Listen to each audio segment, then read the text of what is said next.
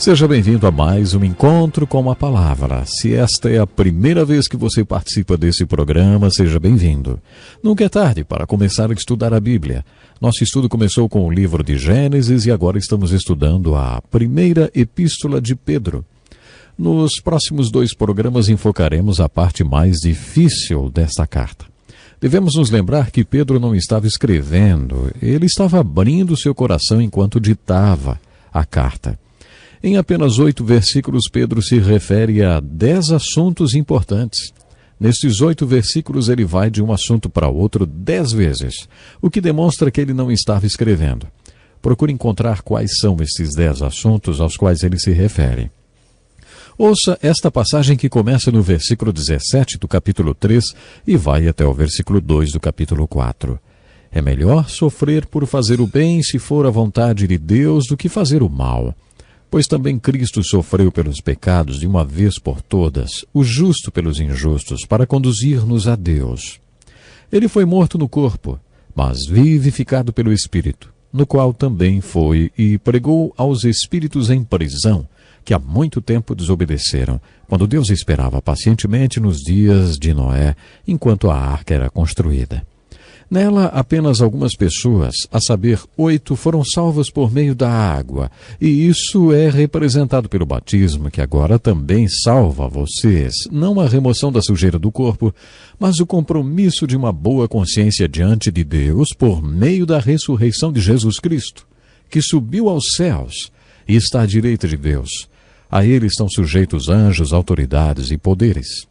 Portanto, uma vez que Cristo sofreu corporalmente, armem-se também do mesmo pensamento, pois aquele que sofreu em seu corpo rompeu com o pecado, para que no tempo que lhe resta não viva mais para satisfazer os maus desejos humanos, mas sim para fazer a vontade de Deus. Baseado nesse texto, um teólogo disse que quando Paulo e Pedro se encontrarem no céu, Paulo vai perguntar para Pedro o que significou aquela declaração ao final de sua segunda carta. Suas cartas, as de Paulo, contêm algumas coisas difíceis de entender. Bom, esta passagem de Pedro é muito difícil de entender. Pedro afirma que Jesus Cristo morreu pelos pecados do mundo. Através do seu corpo ele morreu. Seu espírito continuou vivo, e foi o seu espírito quem visitou os espíritos em prisão e pregou para eles, espíritos que tinham se recusado a ouvir o Evangelho quando tiveram a chance nos dias de Noé. Ao estudar essa passagem, tente determinar exatamente o que Pedro estava ensinando. É incrível, mas é difícil tirar qualquer conclusão. Martim Lutero disse em um dos seus comentários: ninguém sabe o que esse texto significa. É uma passagem difícil de ser interpretada. Aparentemente, depois que morreu na cruz e antes de sua ascensão, Cristo teve um ministério de libertação do mundo espiritual. Esta passagem descreve coisas que os anjos anseiam por observar.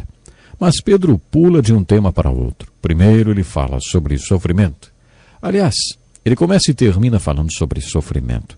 Depois de falar sobre o nosso sofrimento, ele pensa no sofrimento de Cristo e aí passa para o ministério que Jesus teve entre sua morte e ascensão.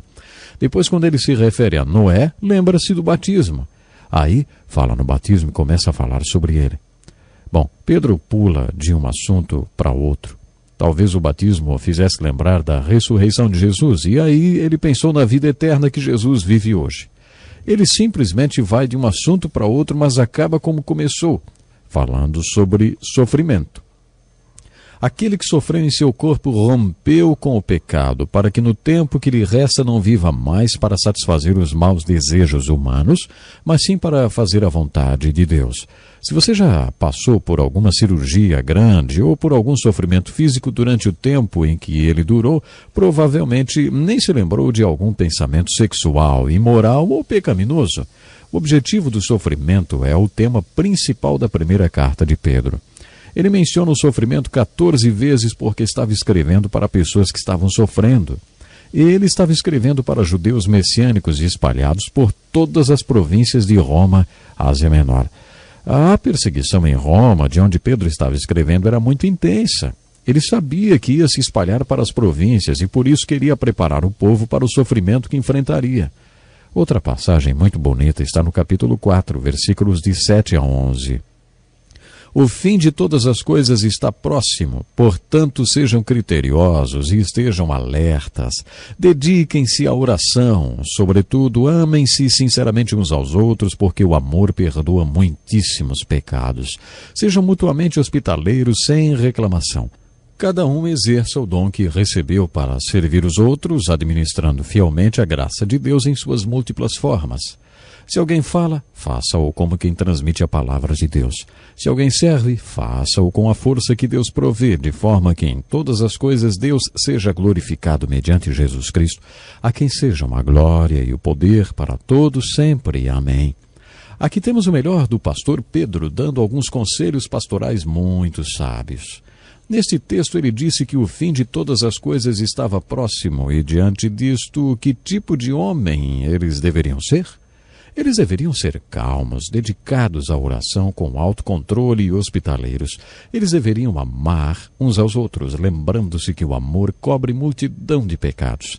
Pedro também traz neste texto importantes revelações a respeito dos dons espirituais e dos ministérios resultantes deles.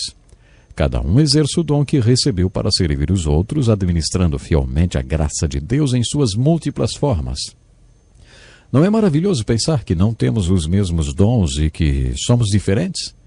Não é bom pensar que não temos nada a ver com um monte de salsichas saindo da linha de produção, uma igualzinha à outra? De acordo com Pedro e também com Paulo, Deus não nos deu os mesmos dons, nem os mesmos ministérios. Paulo usou a palavra diversidade quando falou dos dons e ministérios. Pedro falou na graça de Deus em suas múltiplas formas. Devemos ser bons administradores desses dons. Aliás, a mordomia não se aplica apenas à questão do dinheiro, mas também aos dons e ministérios. Se o seu dom é pregar, pregue. Se é ensinar, Paulo disse em Romanos 12, se é ensinar, ensine. Não importam quais sejam os seus dons, exerça o seu ministério e entregue-se a ele. Costuma-se pensar que para provar a sua humildade você deve estar disposto a fazer tudo o que aparecer. Todo mundo faz tudo, mas não é isso que a Bíblia fala. Pedro apresenta mais um pensamento referente às múltiplas formas da graça de Deus e aos dons e ministérios. Ele escreve, se alguém serve, faça-o com a força que Deus provê. Todos os ensinos bíblicos sobre os dons espirituais nos lembram que eles são dirigidos para o corpo. Através dos seus dons você ministra para mim, através dos meus dons espirituais eu ministro para você. Todos nós devemos ter essa consciência, independentemente do dom ou ministério que cada um de nós tem, devemos ter consciência de que Deus é a fonte e a força por trás deles. A glória de Deus deve ser o propósito dos nossos dons e ministérios. Este é o sábio conselho que Pedro dá no capítulo 4 da sua primeira carta. À medida que Pedro continua no capítulo 4, ele apresenta outros conselhos sobre o sofrimento, seu tema central. Ele escreve, amados, não se surpreendam com o fogo que surge entre vocês para os provar, como se algo estranho lhes estivesse acontecendo. Mas alegrem-se à medida que participam dos sofrimentos de Cristo, para que também, quando sua glória for revelada, vocês exultem com grande alegria. Se vocês são insultados por causa do nome de Cristo, felizes são vocês, pois o Espírito da glória, o Espírito de Deus, repousa sobre vocês. Contudo, se sofre como cristão, não se envergonhe, mas glorifique a Deus no meio desse nome. Por isso mesmo, aqueles que sofrem de acordo com a vontade de Deus devem confiar sua vida ao seu fiel Criador e praticar o bem.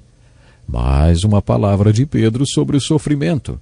Se você está sofrendo, a palavra de Pedro é para você. Não se surpreenda com os problemas pelos quais você está passando. Não pense que problemas, calamidades e sofrimentos nunca acontecem. Em quase todo mundo existem pessoas que sabem muito bem disso. Elas sabem que o sofrimento é parte da vida. E sabe, uma coisa que distingue muito bem um indivíduo de outro não é se ele passa ou não pelo sofrimento, mas como ele enfrenta isso. Hoje existe a disseminação do pensamento de que não somos responsáveis por tudo que nos acontece, nem por tudo que nos fazem. Não é nossa culpa, ou somos apenas produto do meio em que vivemos e do passado que tivemos. Todos esses conceitos da psiquiatria convencional estão errados e vão contra os princípios bíblicos. Você é responsável por você mesmo. Você não pode ser responsável por tudo que acontece para você, mas é responsável por tudo que você faz a respeito do que lhe acontece. A questão é como você vai responder a todos esses problemas. Você não pediu para nascer, nem pediu para ser filho desses pais que o trouxeram ao mundo. Ninguém pode ser responsabilizado por ter sido maltratado pelos pais ou pelos irmãos. Mas como a pessoa vai reagir aos maus tratos, isso sim é responsabilidade dela. Hoje contamos uma porção de abordagem para aconselhamento. Muitas delas são chamadas de abordagem terapêutica da realidade. Uma dessas escolas da terapia da realidade diz: você tem problemas, todo mundo tem problemas, mas você tem um sistema de crer. Todos têm esse sistema de crer. Não são os seus problemas que o levam às consequências emocionais. Seus problemas são processados através do seu sistema de crer, e a maneira como você processa os seus problemas através deste sistema determina as consequências emocionais que você terá. Mencionei essa teoria porque eu creio que ela é enfatizada pelo nosso Senhor Jesus e pelos apóstolos. Essas formas terapêuticas e aconselhamento não autenticam o ensino do Novo Testamento. É o Novo Testamento que as autentica. Eu encerro o programa de hoje com um desafio. Como seguidor de Jesus Cristo, você acha que sua vida não combina com problemas?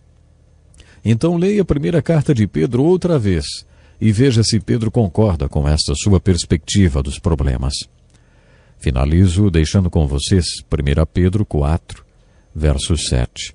O fim de todas as coisas está próximo. Portanto, sejam criteriosos e estejam alertas. Dediquem-se à oração. Sobretudo, amem-se sinceramente uns aos outros, porque o amor perdoa muitíssimos pecados. Sabe, eu espero que você possa realmente estar aprendendo da palavra de Deus. Espero que você possa realmente estar ciente de que o Senhor Jesus Cristo pode dar forças para você vencer qualquer tipo de problemas que você está enfrentando. Deus lhe abençoe. Até o próximo programa. Este é um estudo escrito pelo Dr. Dick Woodward, na voz do pastor Edson Bruno.